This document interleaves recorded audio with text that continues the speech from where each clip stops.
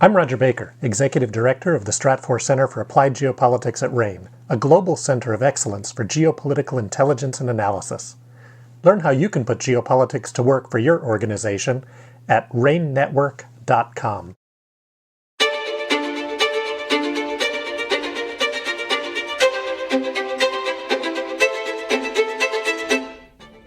Hello and welcome to RANE's Essential Geopolitics podcast.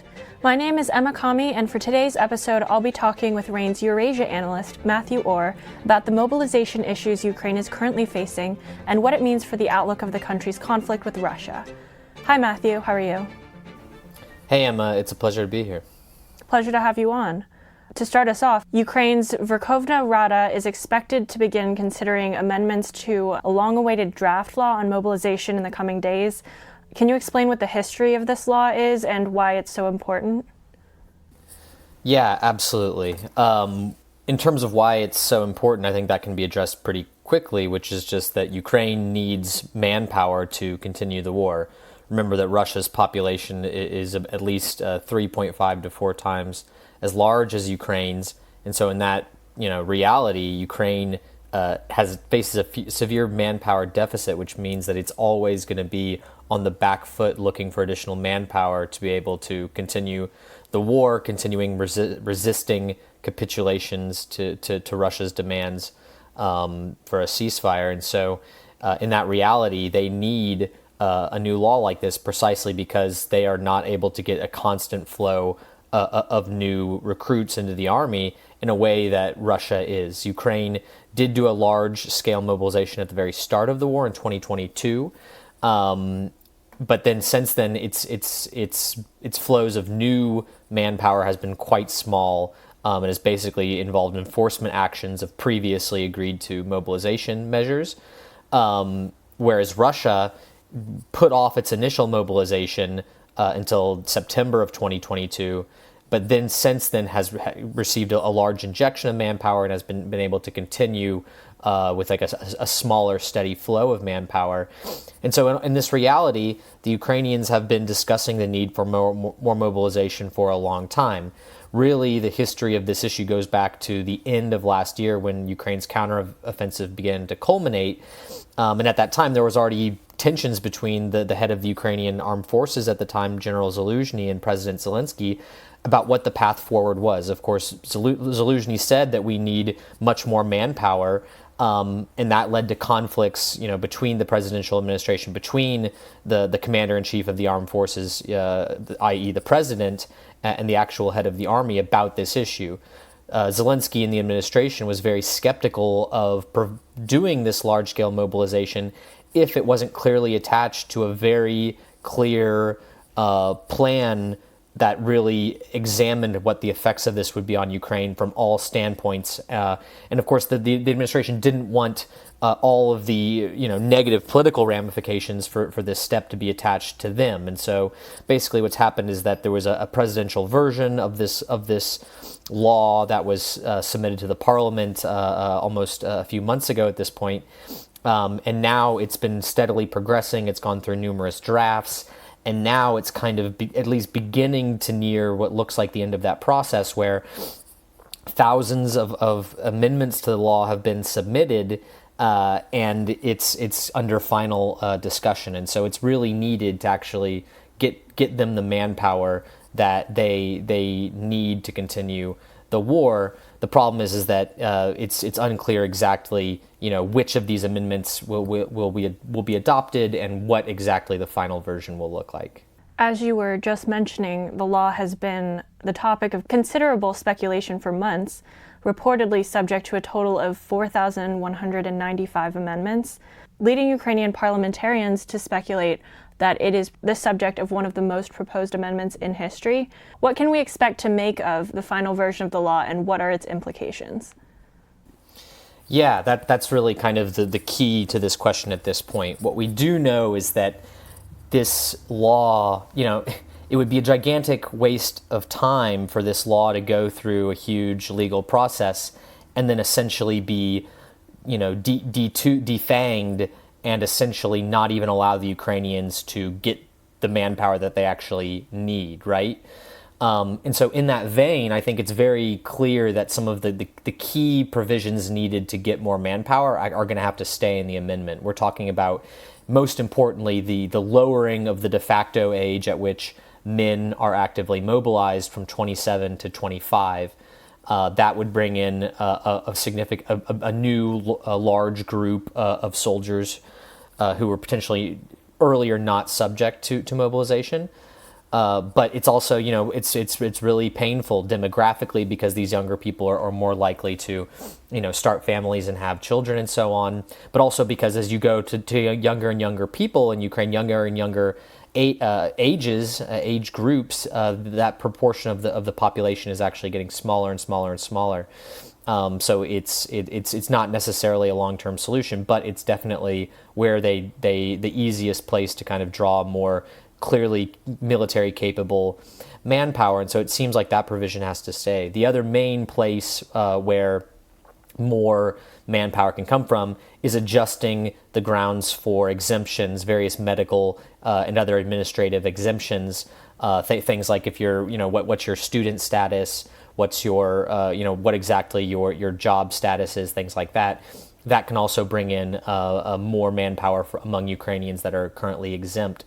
Those are the kinds of amendments or the kinds of provisions that clearly need to make it into the final law. But as you said, yes, there's a huge amount of amendments that have been proposed. They've been reportedly gathered into something like 16 different kind of groups or types of amendments, or like the topics that they're really addressing. And so we don't know exactly which combinations of these will stay, but that could draw out the process. And that's also not good either, because you'll remember that this law has already been delayed probably farther than it should have. I mean, the Ukrainian military high command was, as I just mentioned, talking about more mobilization back in at least November of last year. And so the longer this goes, the more problems this creates for the Ukrainian army, because it's not clear when the law will get passed. It takes at least a few months to normally train freshly mobilized men, even if once you do pass a law like this. And so all this creates an environment where it seems like the Russians are going to have the advantage on the battlefield for the foreseeable future, so long as this law remains, bottled up in Parliament. In terms of its implications, it definitely still has other significant implications for Ukraine itself. When you do more mobilization like this, you inevitably prompt further men seeking to escape, right? If their exemptions are going away, then they might, instead of being mobilized, they might seek to go to the European Union to illegally leave Ukraine. They're actually not allowed to, men of a certain age, unless you have a very specific permission. And so it seems like that's a very clear implication of this. The other is just that the economics effects of that, of the further tightening of the workforce. Again, the longer term demographic issues that I mentioned earlier. And so that's why the government has also tried to do things to attract more of the Ukrainian men who are actually currently in the European Union to come back, although for clear reasons it seems like that's going to be certainly an uphill battle. In terms of the implications for the war more broadly, it does bring the question of what Russia will do to respond to this. The Ukrainians are, it's interesting. The report suggests that the Ukrainians seek to get at least about 300,000 more men, which is a really large amount at this point in the war. And it seems like mainly the idea is that they want to be able to rotate a lot of their frontline soldiers so that their frontline people aren't on the front line all the time. The problem is that, more ambitious numbers that have been thrown around, for example, 500,000, that would allow the Ukrainians to potentially get more manpower on the front lines and allow them to eventually return to offensive actions, if not this year, then maybe say in 2025 or even in 2026. The problem, though, is that the Russians are not going to just sit by idly, right? They're also potentially going to conduct more mobilization measures to respond to this, to keep a rough parity on the front line. And so it's somewhat doubtful that this mobilization by the Ukrainians will be able to, fundamentally alter the trajectory of the war in that regard. Speaking of Russia's response, how does Ukraine's approach to mobilization, as reflected in the draft law, compare to Russia's at this point in the war? And what does this say about the war's trajectory? Yeah, so I think it says that, President Putin is increasingly, despite the obvious, human and economic and other costs that this is having for the Russian people, Putin is constantly trying to project this image that he doesn't care about how many Russians are mobilized and die in this conflict, and he's, not deterred by the losses. On the other hand, he says that, the Russian armed forces do everything they can to, protect or save the lives of their soldiers, but, through their actual actions on the ground, there's a clear indication for a disregard for casualties. That's why the Russians are, despite taking disproportionate casualties, seeking to continue offensive actions along the front. I think that the Russians are going to continue those offensive actions until they very clearly think that the amount of mobilization the Ukrainians are doing is enough to actually more effectively stop the Russians from gaining ground as they are currently. That situation, as I mentioned earlier, is not going to change, at least for the next several months in the summer. Conditions are still favorable for Russia. The Russians also think that the conditions being in their favor might be a slightly temporary action, right? Because this Ukrainian mobilization could result in more Ukrainians in a few months. Also, you're going to have potentially more packages of Western weapons support reaching Ukraine, things like that.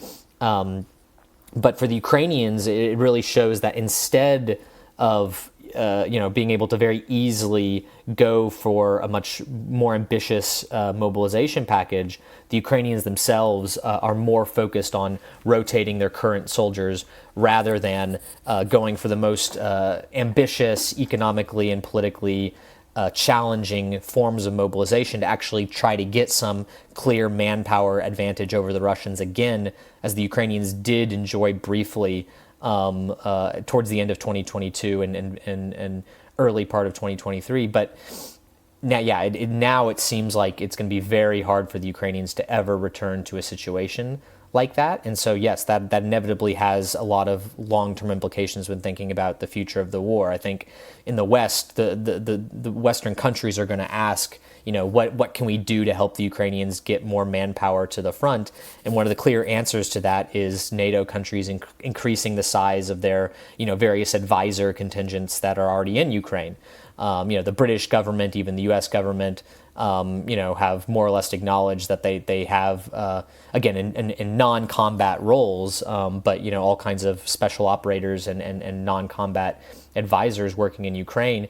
It seems like other countries are going to increasingly consider what more they can do in a similar vein. And that's what I think that the recent comments, by the way, by the French president about, what options are there with regards to the positioning of more NATO personnel in Ukraine, that conversation is definitely, I don't think it's going to develop into something particularly new anytime soon, but the conversation itself is not going to disappear by any means. So in general, all this points to, right, the West, the Ukrainians trying to do what they can to maintain some semblance of balance on the battlefield, try to slow Russia's gains, and eventually, try to wait out the Russians, degrade their forces.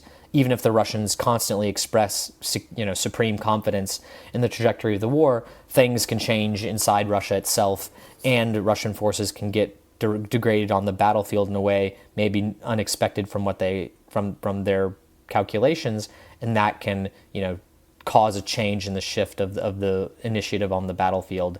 Again, if not this year, then maybe sometime in 2025 or beyond.